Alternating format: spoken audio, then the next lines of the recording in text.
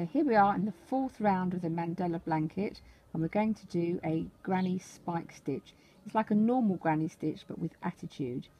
The first two rounds are just like a normal granny stitch with clusters of 3 trebles, but when you get to round 3, that's when the attitude comes in, that's when the spike comes in. To do the spike stitch, we begin as with a normal granny cluster with a treble into the space between the 2 clusters of the previous round.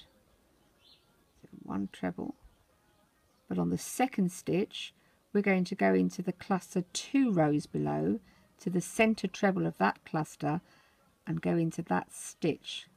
Now when you do this treble, just keep it a little bit looser because it's going to be a longer stitch,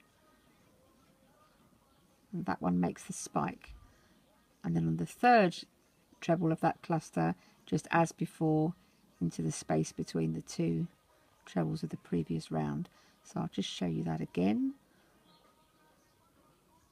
So that's 1 treble as normal, then the spike into the center stitch of the one below, which on my blanket is yellow,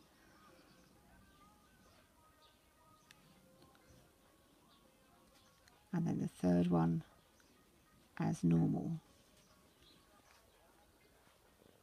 Now when you get to the corner on this, we don't spike the corner, we just do the corner as you normally would on a granny square.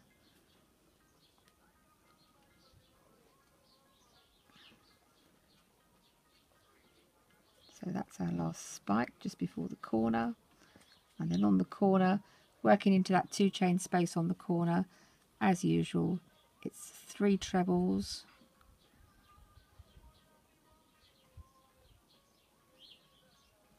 two chains, and then 3 trebles.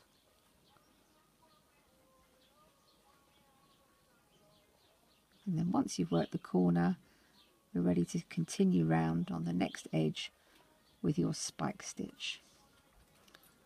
And there it is, the granny spike stitch.